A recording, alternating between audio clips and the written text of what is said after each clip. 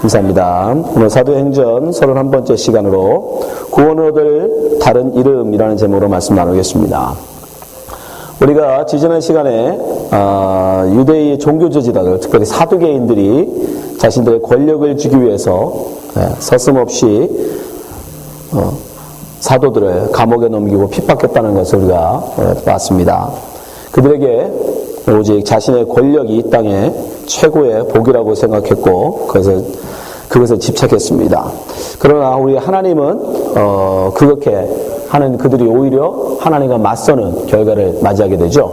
세상 사람들은 그게 복이라고 생각하는데 오히려 그게 복이 아니라 하나님 앞에서 저주가 되더라는 거예요. 자, 오늘은 그들이 이제 그 사도들을 잡아서 이제 공회 앞에 세우게 됩니다. 사내들인 공회 앞에. 그래서 그들이 어떻게 제자들을 신문하고 또 제자들은 그 앞에서 어떻게 그들에게 반박을 했는지 우리가 함께 알아보려고 합니다. 먼저 사두개인들이 사내들을 소집하고 사도들을 그 앞에 세우죠. 5절 6절 말씀 보여주세요. 자, 5절입니다. 이튿날에 관원과 장로와 서기관들이 예루살렘에 모였는데, 이게 사내들인 멤버들이 이제 모였다는 뜻이에요. 자, 6절. 대제사장 안나스와 가야바와 요한과 알렉산더와 및 대제사장의 문종이 다 참여하여. 대제사장의 문중, 이 사람들이 다 사두개파 사람들이었죠. 네. 이 사두개파 사람들이 대부분 이 대제사장, 이 제사장 가문 사람들이었습니다. 그렇죠? 사도계 후예들이었으니까 그 사람들이 그 이름들이 쭉 열거되는데 그 중에서 특별히 이 안나스라는 사람은 사실은 지금 현재 이 당시에 그 대제사장은 누구냐면 가야바였어요.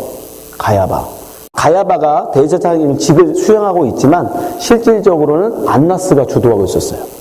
가야바와 안나스 무슨 관계냐면 바로 이 안나스가 가야바의 장인이었습니다. 그리고 직전 대제사장이었어요. 그러니까 AD 6년부터 15년, 예수님의 어린 시절이죠. 유년 시절에 대제사장은 누가 하고 있었냐면 바로 안나스가 하고 있었어요. 그러다가 로마에 밑보이게 됩니다. 이 사람이. 그래서 로마 총독에 의해서 면직당해요. 그래서 자기가 이제 쫓겨나면서 어떻게 하냐면 자기 사위를 대제사장으로 시켜놓은 거예요. 대제사장을 앉혀놓은 거예요. 그런데 실질적으로 그렇지만 그 직에서는 물러났지만 실질적으로 영향력을 행사하고 있었어요. 우리가 어떻게 아느냐면 사람들이 예수님을 잡아가지고 제일 먼저 누구한테 간 줄 아십니까? 바로 안나스한테 가요. 자, 사도행전 요한복음 18장 12절 보세요. 이에 군대와 천부장과 유대인의 하속들이 예수를 잡아 결박하여. 자, 예수님을 잡았어요. 그러면 누구한테 제일 먼저 가겠어요? 제일 높은 사람한테 가야 되겠죠, 그죠? 네. 제일 권세 높은 사람한테 가야죠. 자, 13절. 근데 누구한테 가요? 먼저 안나스에게로 끌고 가니 안나스는 그의 대제사장인 가야바의 장이죠. 그러니까 대제사장은 가야바예요. 가야바가 대제사장인데 그 장인인 안나스에게 데려가더라는 거예요. 그러니까 실질적으로 안나스가 대제사장은 지금 물러났지만 사위를 내세우고 실질적으로는 뒤에서 마쿠에서 실질적 행사를 하고 있었던 거예요. 지난번에도 제가 말씀드렸지만 인간이 여러분 권력에 대한 탐닉, 권세, 높은 권세에 대한 탐닉은 대단한 겁니다. 무서운 거예요. 절대 그 자기가 가지고 있는 권력을 나누지 않는다니까요. 자기가 행할 수 있으면 절대 그걸 포기하지 않아요. 그래서 그게 복이 아니라는 겁니다. 그런데 세상 사람들은 자꾸 그 높은 권세 잡는 것을 출세라고 하죠. 그죠? 우리 한자의 출세라는 말 자체가 뭐예요? 관직에 올라가는 걸 출세라고 하는 거예요. 그걸 영어로 번역한다고 그러면 출세를 영어로 번역하면 뭐예요? success예요. 그게 성공이에요. 이 시대에 여러분 우리가 생각하고 세상이 말하는 성공, 출세라는 게 다 뭐냐면 결국 높은 권세를 갖는 거예요. 근데 그 높은 권세라는 걸 여러분 갖게 되면 인간의 속성은 뭐냐면 절대 그걸 놓지 않는다라는 거예요. 죽어야 놓을까? 죽기 전에는 절대 놓지 않아요. 심지어 그 권세를 가진 사람들은 어떻게 한다? 그 권세에 도전하는 사람은 부모 형제도 없어요. 그 누구라도 죽입니다. 그게 권세의 속성이라니까. 지금 안나스도 보면 우리가 그걸 알 수 있어요. 자기가 분명히 직전 대제사장으로서 사역을 했음에도 불구하고 그것을 놓지 않아요. 사유를 내세워서 대제사장 직만 넘겨주고 실적인 마크, 권력 행사는 다 휘두르고 있어요. 그런데 그 권세로, 그 힘으로 뭐를 해요? 예수를 죽여요. 그죠?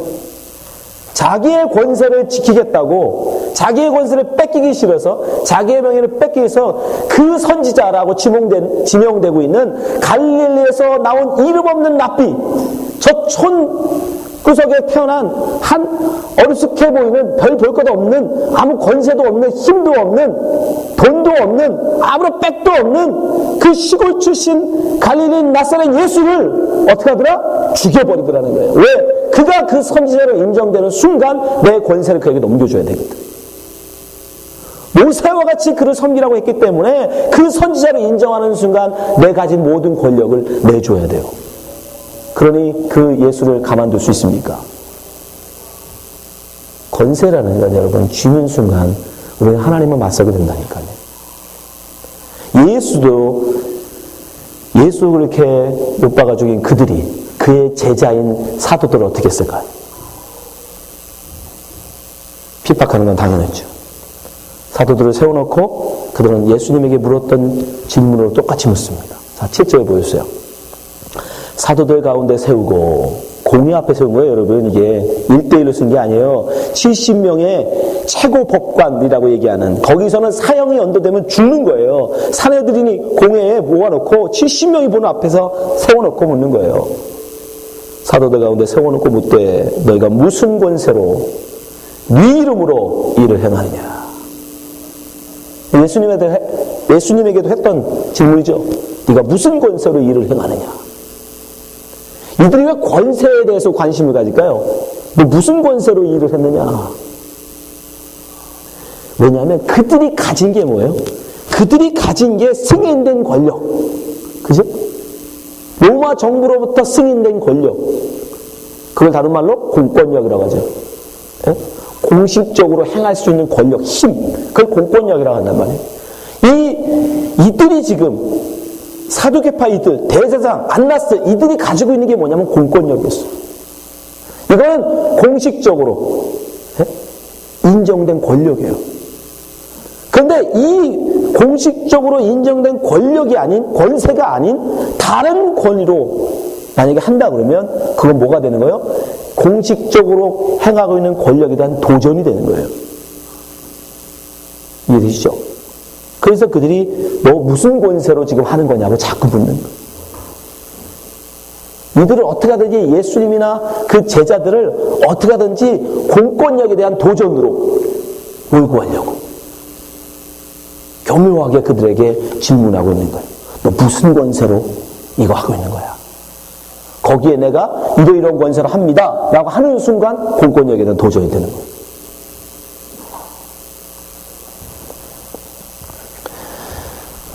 그들이 가지고 있었던 그 권력을 이용해서 어떻게 하든지 사도들 역시 예수님처럼 공권력에 대한 도전자로 몰아서 죽이려고 해요. 근데 거기에 베드로가 넘어가지 않습니다. 자, 8절 9절 보세요. 이에 베드로가 성령이 충만하여 가로되, 이게 중요해요. 하나님이 그에게 성령 충만을 허락하십니다. 자, 그들이 네 권세로 네가 지금 이거 행하느냐, 거기다 예수의 권세를 행합니다 라고 하는 순간 그건 공권력에 대한 도전이에요. 근데 어떻게 대답해요? 9절 보세요. 만일 병인의 행한 착한 일에 대하여 이 사람이 어떻게 구원을 얻었느냐고 오늘 우리에게 질문하면 그 질문을 바꿔요. 예수님도 똑같았죠.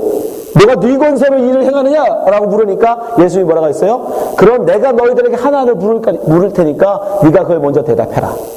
그럼 내가 대답해 줄게. 예수님도 그러셨어요.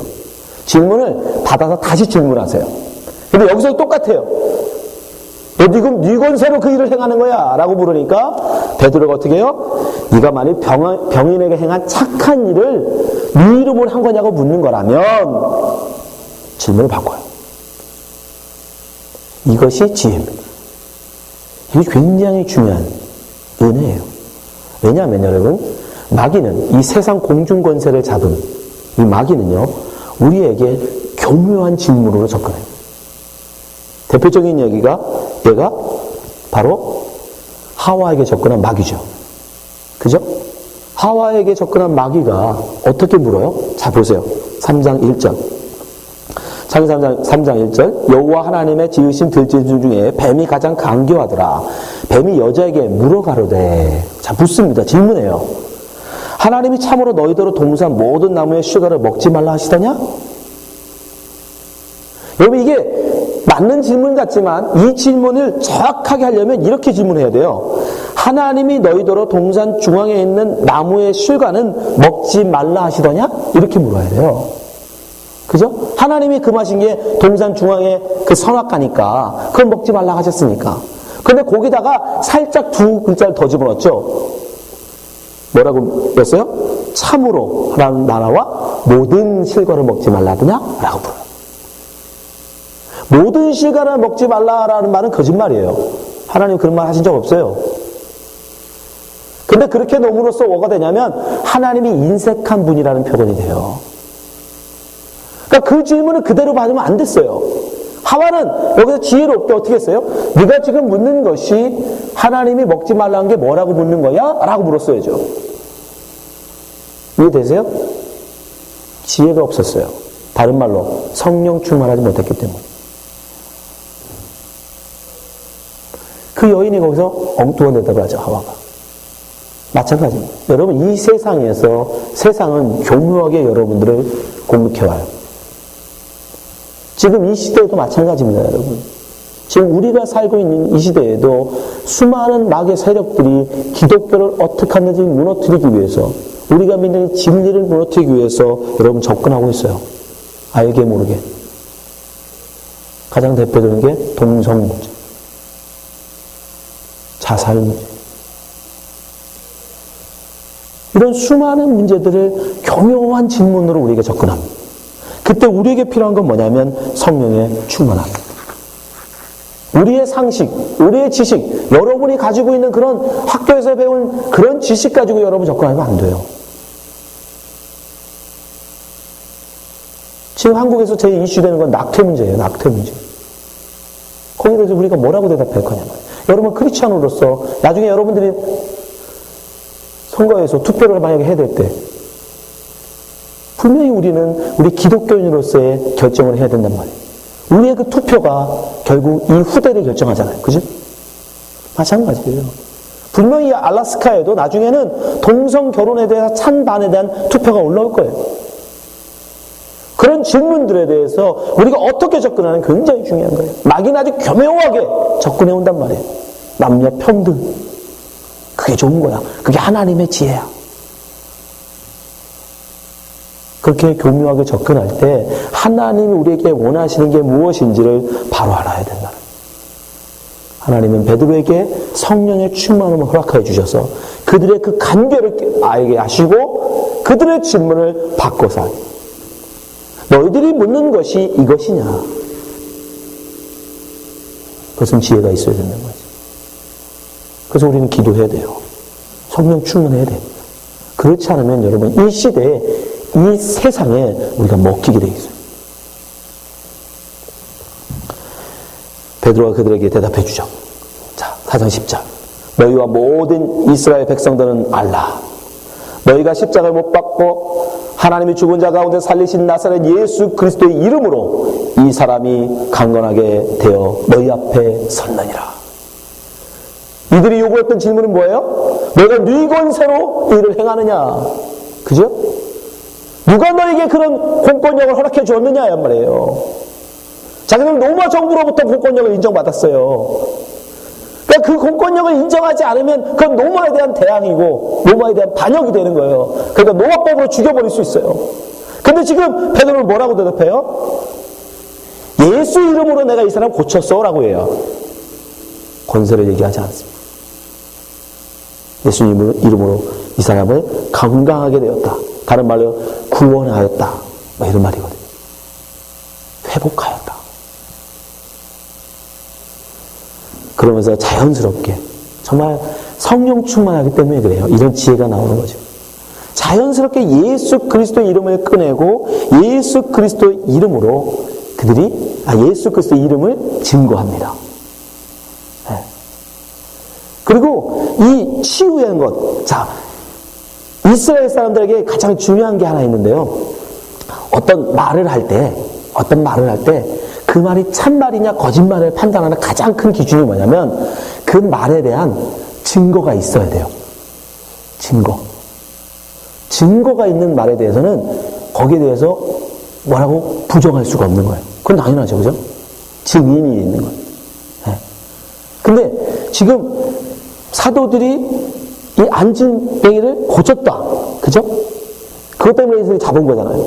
안진뱅이를 고쳤다라는 그 사실에 대해서, 이들 주장에 대해서 무엇으로?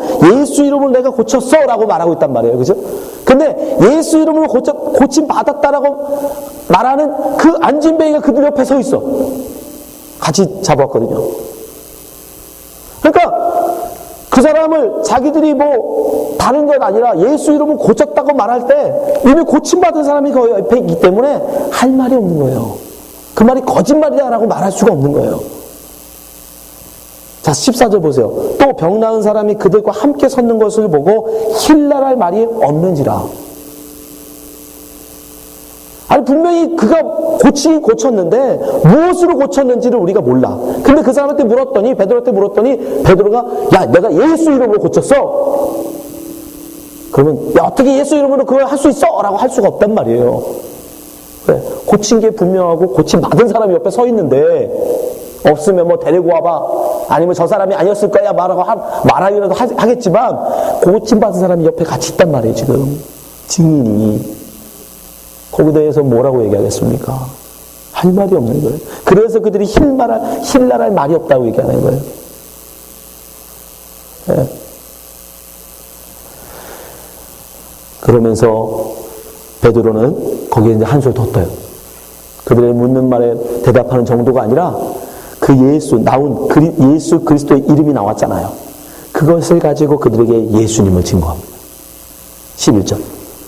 이 예수는, 그래서 예수 나오죠. 이 예수는, 우리가 예수 이름으로 병자 고쳤는데 이 예수는 너희 건축자들의 버린 돌로서 진 모퉁이의 머릿돌이 되었느니라. 이건 원래 다윗의 시예요. 다윗의 시편이거든요. 다윗의 시편에서 인용된, 근데 이걸 제일 처음 인용한 분이라고 하면 예수님이에요. 예수님 먼저 인용하신 구절이에요.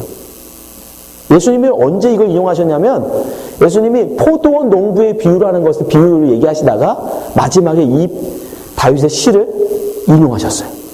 포도원 농부의 비유가 뭐냐면 어떤 주인이 포도원을 만들었어요. 그리고 포도원을 만들고 농부들을 고용했어요. 고용해가지고 포도 농사를 짓게 했어요. 그리고 주인이 멀리 떠나서 그 포도원 수확을 할 때쯤 돼서 종을 보냈어요. 근데 이들이 어떻게 해요? 종을 죽여버렸어요.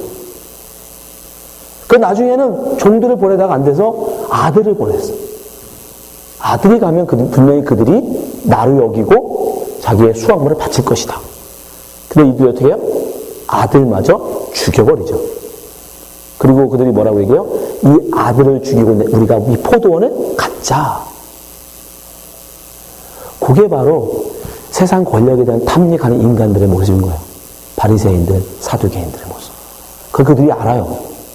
그때 예수님이 뭐라고 인용하시면 이 구절을 인용해요. 너희가 건축자들의 버린 돌로, 이 머릿돌이라는 건 우리나라 머릿돌하고는 좀 다릅니다, 여러분.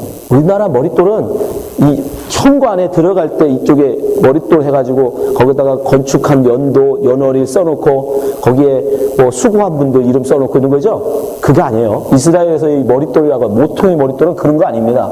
이스라엘에서 이 머릿돌은 무슨 역할을 하냐면 기준석이에요, 기준. 그 머릿돌을 먼저 놓고 거기에 옆으로 이어나가는 거예요. 기준석이에요, 기준석. 이해되시죠? 우리나라로 치면 기초석이라고 할 수 있죠. 기초. 그게 있어야 거기서부터 건물을 지어나갈 수 있는 거예요. 그 머릿돌이 없으면. 그러니까 머릿돌이 가장 중요한 거예요, 그죠? 가장 중요하고 집 질 때 가장 핵심이에요. 그게 없으면 질 수가 없어.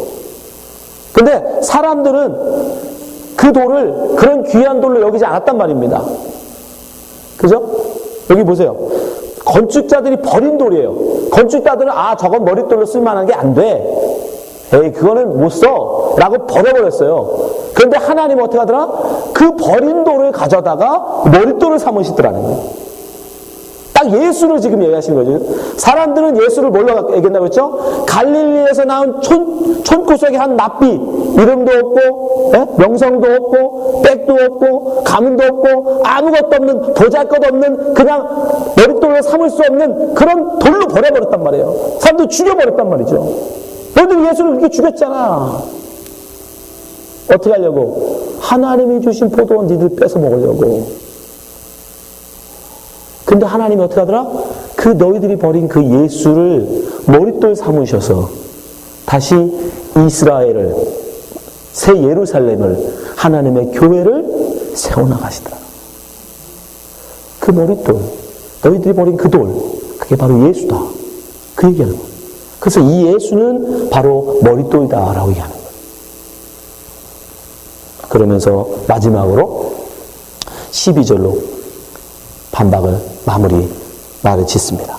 다른 이로서는 구원을 얻을 수 없나니 천하 인간의 구원을 얻을 만한 다른 이름을 우리에게 해 주신 일이 없음이니라.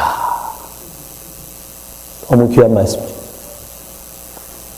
하나님은 너희들이 버린 그 예수, 그 돌, 그거 이외에 다른 것으로는 절대로 하나님의 교회를 세우지 않으신다는 거예요. 오직 예수로만 구원을 이루신다는 거예요. 천하 인간의 구원을 얻을 다른 이름은 없습니다. 오직 예수. 너희들은 보잘것없다고 하찮게 여기고 버렸지만 그 예수 이외에 다른 구원은 없다라는 거예요. 여러분, 이 말은 그 말을 듣고 있던 사두개인들에게는 비수와 같은 말이에요. 사두개인들이 무슨 교만이 있었는지 아십니까? 사두개인들은 아까 제가 말씀드렸죠. 사두개파라고 해가지고 사독, 제사장, 대제사장 가문 사람들이 이 사람들은 다. 대제사장이 뭐 하는 사람들이에요? 제사를, 성전에서 제사를 인도하는 사람들이에요. 그래서 이 사람들은 무슨 생각을 했냐면 하나님의 구원이 자기들의 전유물이라고 생각했어요. 왜냐하면 하나님한테 구원을 얻으려면 제사를 해야 되고, 그죠? 근데 자기들이 없으면 제사 할 수 있어, 없어요? 없어요. 그러니까 결국 구원이라는 건 자기들 손에 달린 거야. 자기들이 제사 안 해주면 어떻게 할 거야? 지가 어떻게 구원받을 거야? 그런데 거기에 대고 베드로가 뭐라고 그런 거야?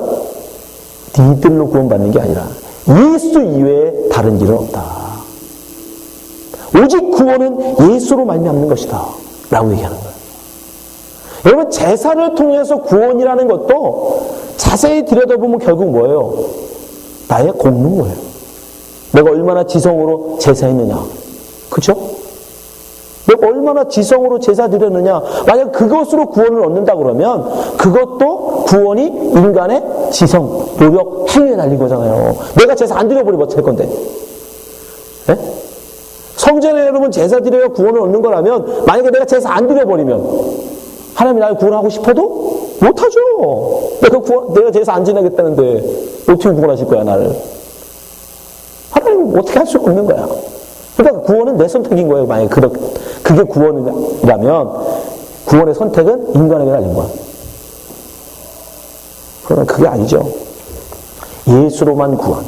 여러분, 예수로만 구원을 낸다는 얘기는 다른 말로 하면 이거는 인간의 노력, 인간의 행위, 인간의 공로는 전혀 구원과 상관이 없다는 얘기가 되는 거예요. 여러분들이 천하의 구원 얻을 만한 이름이 예수님밖에 없습니다라고 만약에 고백하신다 그러면 그 안에 반드시 여러분 뭘 전제로 해야 되냐면 구원에 있어서 나의 공로는 아무런 의미가 없구나 전제하셔야 돼요. 그럼 예수 믿어주는 거 혹시 내가 하는 거 아닙니까? 어떤 분들은 그래. 예수 믿는 것도 내가 하는 거 아니냐. 믿고 안 믿고 내가 하는 거 아니냐. 아니에요. 그건 잘못된 믿음이에요. 하나님이 우리에게 요구하신 믿음으로 말미암아 구원을 얻었다. 그 믿음은 우리의 믿음이 아닙니다. 예수님의 믿음이에요. 예수님의 믿음. 나는 네가 나를 온전히 섬기고 좇을 거로 믿어 라고 하는 예수의 믿음이지 우리가 예수님을 믿어주는 2000년 전에 그분이 계셨고 그분이 나를 위해서 죽으셨고 그걸 아는 거, 여러분 그건 믿음이라고 하지 않습니다. 이 예수님에 대한 예수님의 믿음은 내가 얻고 싶다고 얻고 내가 갖고 싶지 않다고 가질 수 없는 게 아니에요. 내가 선택할 수 있는 게 아니에요. 하나님이 택한 자로 부어주시는 거예요. 그게 신비예요. 여러분 성경을 그래서 안다고 구원받는 게 아니라니까 절대로. 그거 여러분 잘 아셔야 돼요. 성경에 대한 지식으로 우리가 구원받는 게 아닙니다. 예수님에 관해서 많이 아는 것으로 여러분 구원받는다면 바리새인들이 다 구원받아야죠. 그 사람들의 성경 지식을 우리가 어떻게 따라갑니까? 근데 예수님 믿음으로 구원하신다고 하셨다. 믿음. 자, 바울 사도도 분명히 그에 대해서 얘기하죠. 에베소 2장 8절. 너희가 그 은혜를 인하여 믿음으로 말미암아 구원을 얻었나니. 보세요. 너희가 믿고자 하는 그 믿음이 아니라 은혜로 주어진 믿음이란 말이에요. 은혜로. 이것이 너희에게서 난 것이 아니요 하나님의 선물이라. 이 믿음이 우리에게서 나오는 게 아니란 말이에요. 내가 선택하는 게 아니에요. 내가 믿어주고 안 믿어주고 그 선택의 문제가 아니라는 거예요. 그러면 그것도 내 행위죠. 내 공로죠. 내가 믿어주는 공로가 있으니까. 근데 하나님 그렇게 안 하신단 말이에요. 왜? 9절. 행위에서 난 것이 아니니 이는 누구든지 자랑치 못하게 합니다. 여러분 우리가 예수를 잘 믿어서 만약에 구원을 얻는 거다. 그러면 천국 가서 뭐라고 얘기할 수 있어? 내가 예수님을 잘 믿어서 여기 왔습니다. 라고 말할 수 있잖아요. 그죠? 그런 거 없어요. 하나님이 여러분에게 믿음을 주시는 거예요. 나는 전혀 인간적으로 이해적으로 머리로는 도저히 이해할 수 없는 일들을 믿게 하시더라고요. 우리를 걸으시는 예수님. 그죠? 네. 말씀이 육신이 되신 그 예수님. 그 머리로는 전혀 말이 안 되는데 우리에게 믿음을 주심으로 말미암아 우리가 그것을 믿게 되는 거예요. 그게 은혜라는 거예요. 그래서 은혜. 은혜에는 여러분 공로가 없어요. 공로가 있으면 그건 대가예요. 대가. 보상이고. 은혜라는 말에는 아무런 노력이 없는 거예요. 그러니 감사할 수밖에 없죠. 여러분이 지금 이 자리에 나와 있는 것 자체가 그죠? 믿음이라는 것이 있기 때문에 나온 거 아닙니까? 아니 믿음이 없는데 보이지 않으시는 하나님을 예배하겠다고 누가 나와요? 그래서 감사할 수밖에 없어요. 내가 뭘 잘했다고 내가 뭐 예쁘다고 나에게 그 믿음을 주셨을까? 네. 믿음을 주신 그거 자체가 은혜라는 걸 여러분이 아셔야 돼요. 그러니까 이 말은 천하의 구원을 말한 다른 이름이 예수 외에 없다라는 이 말은 그 뭐가 되냐면 유대교로 박살내는 거예요. 율법을 잘 지켜서 내가 하나님 앞에 구원을 얻겠다라고 주장하는 유대교를 다 박살내는 거예요, 여러분. 비수예요, 비수. 그 말을 알아듣는 사람들은. 하나님도 거기에 동의하셔요. 어떻게? AD 70년에 결국 어떻게 돼요? 성전을 박살내버리시잖아요. 여러분, 그러면서 사두개파는 사라져요. 왜? 사두개파는 가장 핵심이 뭐라고 했어요? 제사 인도. 제사장이니까, 제사장 가문이니까 제사 인도하는 거에 그 사람들은 올인한단 말이에요. 제사에 굉장히 많은 사람들이 동원됐거든요. 그 가축도 계속 잡아야 되고, 가서 청소도 해야 되고, 그 제사도 인도해야 되고, 굉장히 많은 사람들이 동원됐어요. 근데 성전이 없어져 버렸어. 그럼 그 사람 다 뭐예요? 뭐 할 일이 없죠. 그리고 또 하나님의 성전의 그 부심은 사두개파만 부정하는 게 아니라 유대교 자체를 사실 부정하신 거예요.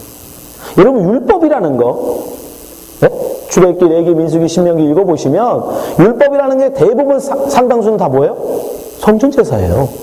대부분 성전제사입니다. 그런데 성전이 없어졌어. 그럼 성전제사를 어떻게 드려요? 그러니까 그들은 율법을 못 지켜요. 지킬 수가 없어. 지키고 싶어도. 성전이 없는데 어떻게 율법을 지킬 거예요? 그러니까 율법을 잘 지켜서 내가 하나님 앞에 구원을 얻겠다라는 유대교는 부정되는 거예요. 그 길은 잘못된 길이에요. 예수 그리스도 이외에는 다른 길이 없어요. 천하에 여러분 구원을 얻을 다른 이름을 우리에게 주신 일이 없습니다. 석가모니, 모하메트 마찬가지, 공자 마찬가지. 예수 이외에 다른 길은 없습니다. 사람들은 교묘하게 이것도 질문하죠. 어떻게 구원을 얻는 길이 하나뿐이겠는가? 이리 가나 저리 가나 어쨌든 산에 오르면 된다. 다 거짓말. 오직 예수 이외에 다른 길은 없습니다. 그런데 그 길을 우리의 공로가 아니라 은혜로 갈 수 있도록 열어주셨다는 거죠. 그러니 우리는 감사할 수밖에 없는 거예요. 자, 로마서 3장 23절 보세요. 모든 사람이 죄를 범하였으며 하나님의 영광이 이르지 못하더니 그리스도 예수 안에는 구속으로 말미암아 하나님의 은혜로 값없이 의롭다 하심을 얻은 자 되옵니다. 보세요. 값없이. 내가 어떤 무엇을 해서가 아니라는 거예요. 대가로 주신 게 아니라는 거예요. 은혜로 주어지는 거예요. 27절. 그런즉 자랑할 데가 어디 있느냐? 있을 수 없느니라. 무슨 법이로나 행위로나 아니라 오직 믿음의 법이로다. 그러므로 사람이 의롭다 하심을 얻은 것은 율법에 행위했지 아니하고 믿음으로 되는 줄 우리가 인정하노라. 율법을 말미암아 제사를 잘 드려서 하나님께 구원을 얻겠다라고 하는 유대교는 하나님의 성전을 파괴하심으로 부정하셨어요. 그건 아니라는 거예요. 우리가 하나님 앞에 인정받을 수 있는 유일한 한 가지, 그 뭐예요? 하나님이 보내신 예수 그리스도를 잘 믿는 거예요. 그거 이외에는 하는 게 없죠. 근데 그 믿음은 내 공로로 주어지지 않는다라는 거예요. 하나님이 주셔야 믿는 거예요. 근데 그 믿음이 있는 우리가 얼마나 감사하냐. 그 믿음이 우리에게 있습니다. 아직도 그것이 믿어지지 않는 분이 있다면 그건 기도하셔야 돼요. 하나님의 은혜를 구하셔야 돼요. 이 땅에 여러분 다른 방법은 없어요.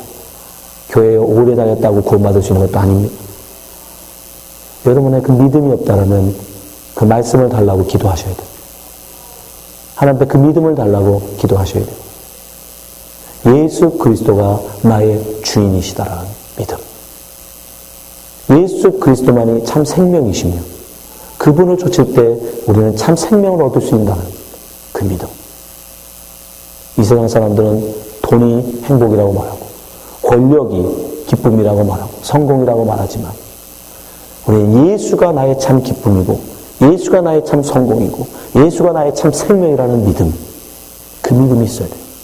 그 믿음이 있는 자만 구원을 이룰 수 있는 것입니다. 이 자리에 계신 모든 분들이 저는 그 믿음이 있다고 믿습니다.